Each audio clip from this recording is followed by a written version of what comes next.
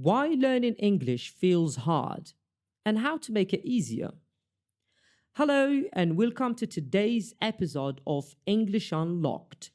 I am the teacher, and joining me today is my lovely co host, Lucy. Say hello, Lucy. Hi everyone, it's great to be here. I am so excited about today's topic because it's something so many learners struggle with. Why does learning English feel so hard? That is right.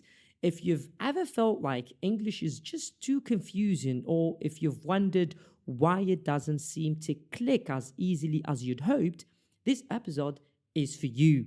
And stay with us because we're not only diving into why it feels challenging, but also how to make it easier, no matter where you're starting from. Plus, we've got some tips and tools that will make you feel more confident about learning English. So let's get started. So let's talk about why learning English feels so hard for so many people. One big reason is that English isn't always logical. For example, think about spelling and pronunciation. The word read can be pronounced two different ways depending on the sentence. Isn't that wild?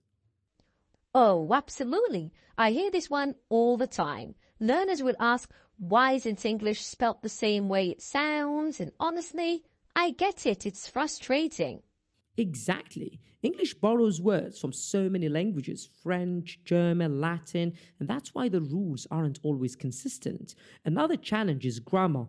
Things like phrasal verbs, put up with, run out of, take off can feel overwhelming because they don't translate directly into other languages. Yes, and let's not forget confidence. So many learners tell me they're afraid to make mistakes while speaking.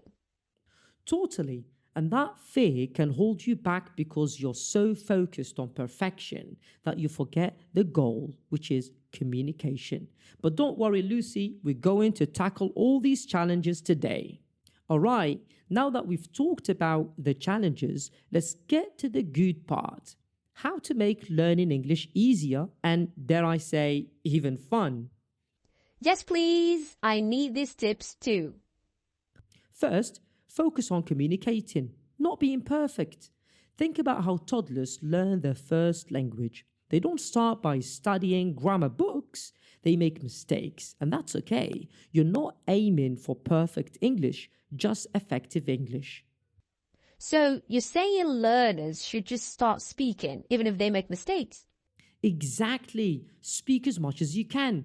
Even if it's just a few sentences a day, the more you practice, the better you'll get.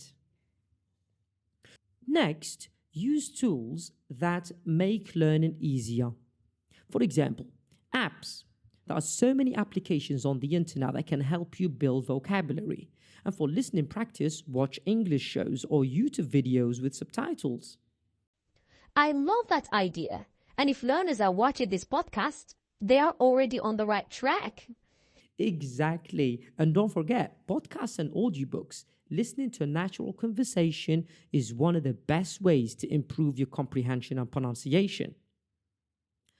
Another great tip is to make English part of your daily life. Label objects around your house in English. Think in English as much as possible and try to write short notes or journal entries in English. Oh, that's a fun one. It's like you're immersing yourself in the language even if you're not in an English-speaking country. Exactly. Immersion doesn't have to mean moving to the UK or the US. It's about finding ways to bring English into your everyday routine. And finally, find a practice partner. It could be a friend, a tutor, or even a language exchange partner online. Speaking with someone regularly helps you build confidence and learn faster. Speaking of practice, we would love to hear from our listeners. What's one thing you're going to try this week to practice English?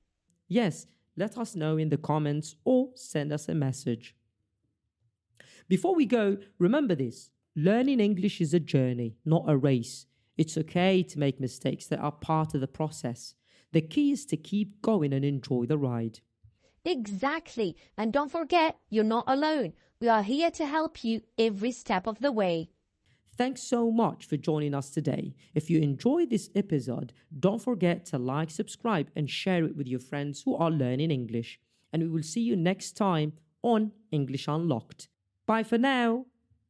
Bye, everyone.